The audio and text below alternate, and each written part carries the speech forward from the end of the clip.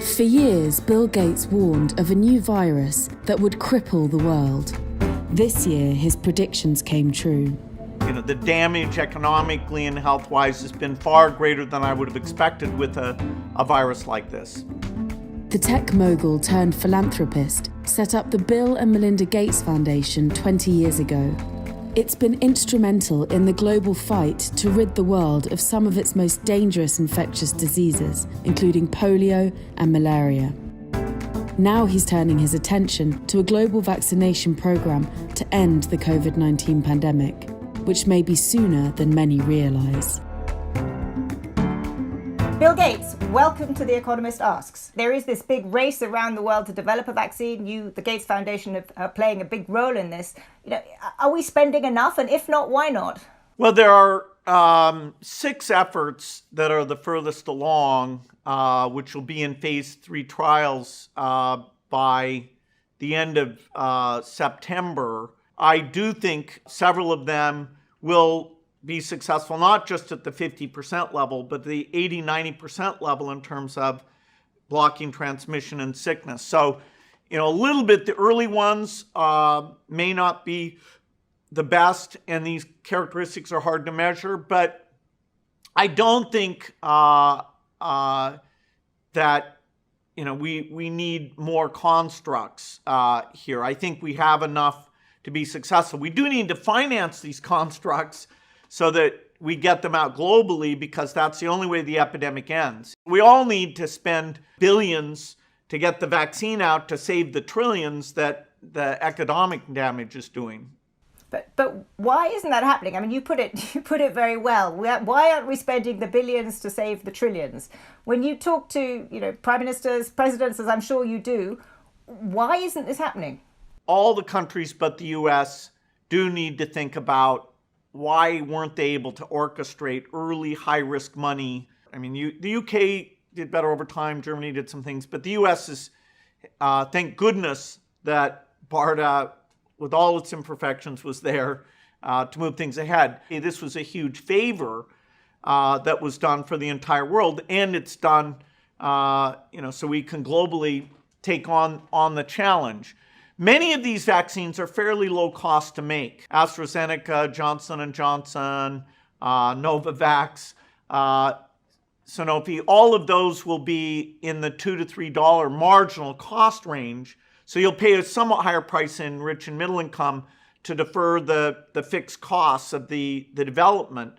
But for the very poorest countries where you just go for marginal costs, these vaccines will be quite cheap. So, 10 or 12 billion total to buy the vaccine for the developing world would almost certainly suffice. But without the U.S. taking its leadership role, as it's done in most global health things, it's been hard to get that together. So that's why I'm hoping the U.S.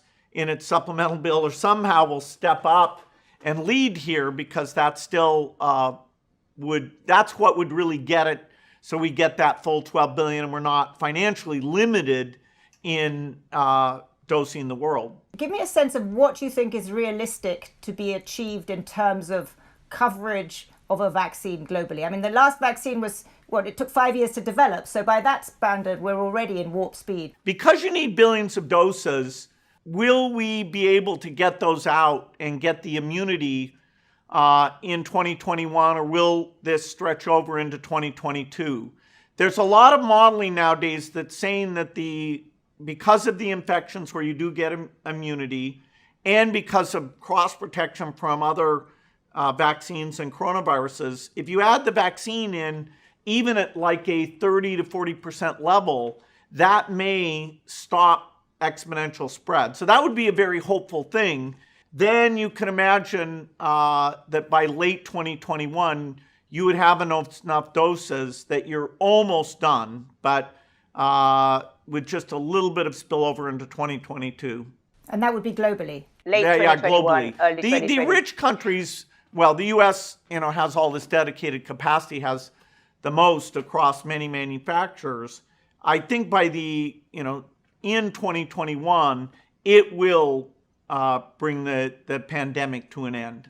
You have to have a vaccine, but you also have to have people willing to be vaccinated. So how big a risk is there that even if we have a vaccine, people actually won't get vaccinated? Well, it's partly why we need trusted people to, make sure they share their view of what is the science here, what do we really know, and so that people aren't just acting on rumors. Fortunately, this isn't measles. We don't need over 90% of people to take the vaccine. We think an additional, it could be as high as 60%, but somewhere between 30 to 60% of the population taking the vaccine, if it's on the high end of the effectiveness range, which 1 or 2 of the beginning ones won't, but some of the 6 will be, then you'll just stop the exponential spread. We can get herd immunity even if there are certain parts of the population that we're not, for medical reasons, going after. There'll be an age limit. We'll see, do they decide that pregnant women are in or not in, or people with various other conditions. The key thing is it's got to work for the elderly. Let's just go back to the emerging world and the scale of damage that this pandemic is going to do. Do you think that the worst is over there, or is the worst still ahead? No, the worst is still ahead because their dependence on certain commodity prices in some countries, on remittances in the case of other countries, on borrowing, which they were getting, a lot of these countries were getting up to pretty tough limits. These are not countries that they can just issue debt like mad without feeling inflationary pressures through the exchange rate. And so they live in the economic world where money is not free. Also, they don't have the systems to get that money out in an efficient way. Sadly, some of it will go out corruptly and, kind of give the whole program a bad name. And so basically, a lot of citizens of these countries are just left on their own with way less of a healthcare system, which has been incredibly overloaded, and less general government capability in education and justice and infrastructure investment, which everybody was looking forward to, now put off even more. And so sadly, like every bad event, the poorest in the U.S. suffered more than the wealthy, and the poor countries suffered way, way more than the rich countries, particularly the poorest in the poor countries. Yeah, that's potentially the greatest tragedy of this, that even as the need is greater, we're turning inward and the multilateralism is even less evident. Bill Gates, thank you very much. Thank you. I spoke with Bill Gates for more than 40 minutes about the global fight against COVID-19 and what that means for future crises, including climate change. If you'd like to see the full interview, click on the link.